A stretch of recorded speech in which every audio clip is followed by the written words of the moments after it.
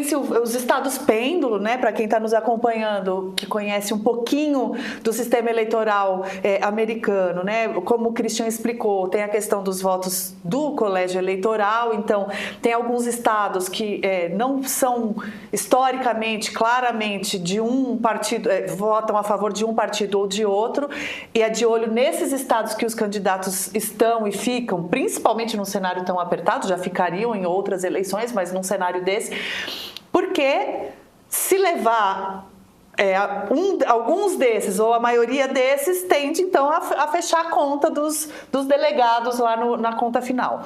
A Pensilvânia é um dos estados principais, está todo mundo muito de olho ali, você mencionou a Pensilvânia. Agora, estando tão apertado, a gente chegando amanhã sem a certeza das pesquisas, sem uma clareza de quem vai sair ganhador, e com um dos candidatos falando o tempo inteiro que, se não for ele, é porque teve fraude, o que a gente pode esperar para quarta, quinta e sexta-feira, sábado e domingo? Na tua opinião aqui, de tudo que você conhece de lá, do que a gente vem acompanhando do noticiário e do clima que se criou, né? Hoje tem uma matéria no New York Times que fala que nos grupos de Telegram tá todo mundo pronto, os trumpistas, né, prontos para batalha, para uma guerra civil, sei lá. É esse nível de violência que a gente pode antever? Ou isso é muito alarmista, enfim, é sensacionalista pensar nesses termos? São tumultos mais localizados? Como é que a gente pode esperar esses próximos dias? Acho que o cenário mais provável, assim, terminada a eleição, vai ter judicialização. Isso é certeza, isso, né? Colocada porque as diferenças são muito pequenas, né? Se as pesquisas estiverem aí muito erradas, né? Que alguns analistas até colocam, e, por exemplo, a Câmara tem uma vantagem maior do que tem sido indicada, ou o próprio Trump, a vantagem maior, diminui a possibilidade de judicialização. Mas se elas estiverem certas e a diferença for muito, muito de poucos votos, aí o Christian já colocou bem, né? Nos Estados Unidos não tem voto, não é proporcional, então quem é o vencedor para o colégio eleitoral, né, dos delegados que vão para o colégio, é aquele que conseguiu o maior número de votos, então 50+1, independente da proporcionalidade. Então isso faz com que a disputa fique, né, pode ficar aí em alguns centenas de casos ou milhares de casos, que a gente viu na Geórgia, né, no 2020, que a gente viu na Flórida em 2002. 2002. Então essa judicialização vai ser. O Trump fez a campanha republicana fez um movimento de treinar advogados para fazerem contestações à medida. Amanhã já vai ocorrer algumas contestações, né? Então você tem um movimento muito forte. Os democratas também fizeram, né? Eles têm um número muito grande de advogados já treinados para fazer contestações durante o processo eleitoral amanhã. Mas se teve restrição de votos, se pediu documento que não era necessário, né? Cada estado tem regras diferentes, né? Se o horário da urna estava certo, então tudo isso já está preparado. Então, o probabilidade de também esse movimento ser levado para os resultados, pós-resultados. E há um temor, sim, uma preocupação de que, como tem uma excitação muito forte e esse discurso que nas últimas semanas, nos últimos dias, ficaram muito acentuados em todas as reuniões, em todos os momentos em que o Trump falou sobre a questão da fraude, já é uma forma de mobilização desse eleitor mais radical, e que essa é uma possibilidade. Alguns estados mais fortes, a preocupação, Carolina do Norte, a Geórgia tem uma preocupação, a própria Pensilvânia, que tem grupos também mais que podem ser mobilizados. E tem um detalhe da campanha do Trump, que ele teve muito apoio de grupos ligados a questões de jogos, né, de luta livre, de luta que eu nem conheço bem, mas que ele foi falar em podcasts para esse público. Então ele mobilizou muito esse eleitor, que já é um eleitor tradicionalmente mais até propenso à violência. Então essa é uma preocupação dos democratas, mas uma preocupação também do sistema jurídico como um todo. Tá? Menor a chance que isso aconteça nacionalmente, mas a gente nunca sabe, porque esses movimentos podem começar em um lugar e se expandir para outros, e aí seria uma situação de caos antes, inclusive, do que foi 2020. É claro, imediatamente, né? Já teve alguns episódios isolados ali de pegar fogo em caixa de votação ali pelo correio e coisa que vai criando um clima, né?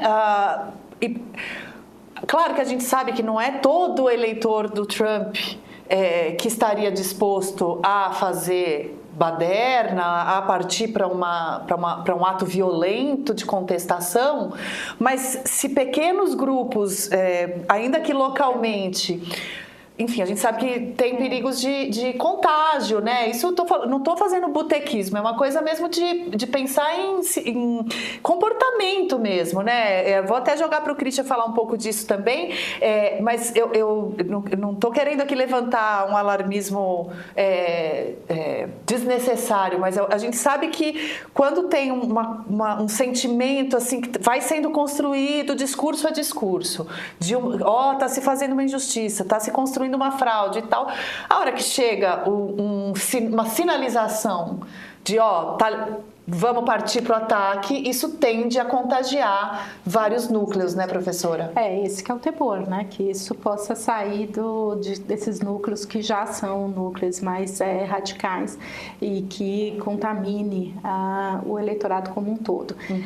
Isso está sendo monitorado, né? O governo Biden, essa é uma preocupação do governo Biden também, e então tem sido monitorado como que esses grupos estão reagindo.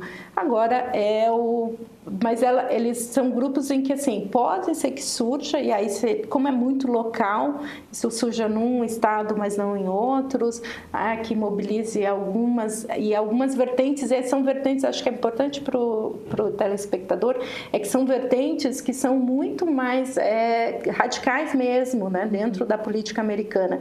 Não é o eleitorado conservador, não é o eleitorado tradicional republicano, então são grupos que tendem a se colocar, mas como eles já são considerados e já são vistos como mais radicais, isso pode não levar a uma propagação.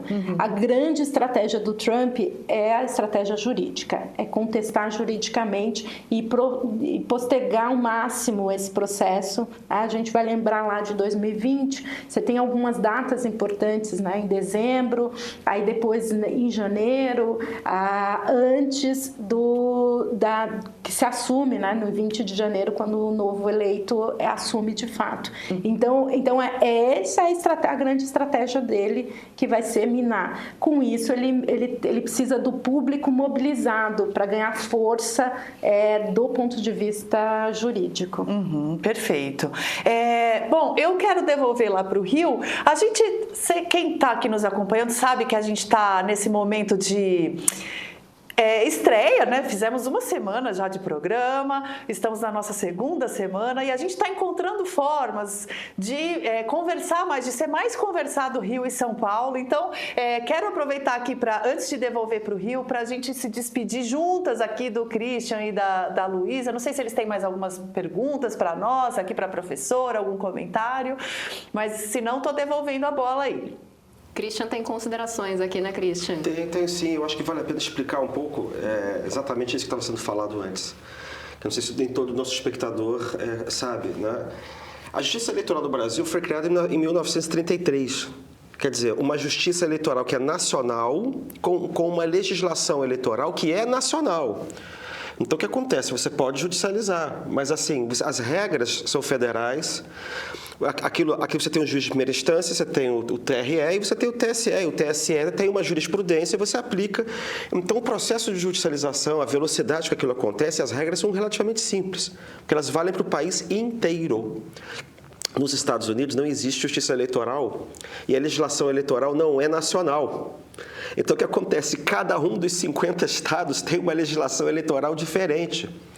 E quando você judicializa para quem? Para um juiz comum, porque não é um juiz necessariamente que tem especialidade naquilo ali. Então, como cada um dos 50, você imagina a baderna, cada um dos 50 estados tem a sua própria legislação. O voto é diferente. Em um estado o voto é digital, no outro ele é manual. As máquinas de votação são diferentes também. Você pode ter uma urna eletrônica, outra tem uma máquina que você puxa uma manivela para conseguir votar, tá? Que é uma máquina que foi inventada em 1930, sei lá, enfim, cada lugar. Então, o que acontece? Esse sistema anacrônico e muito descentralizado, ele favorece barbaramente essa estratégia de aproveitar a confusão por parte dos apoiadores do Donald Trump. Entende? Porque o que acontece? Aí a apuração demora, igual do Brasil da década de 70, sei lá, da década de 50, ela demora às vezes semanas para terminar. Então, você pode criar o tempo inteiro a ideia de que está havendo uma fraude. Aquilo gera uma confusão de um estado para o outro. Cada estado tem uma Suprema Corte própria, tem um Supremo Tribunal dele próprio.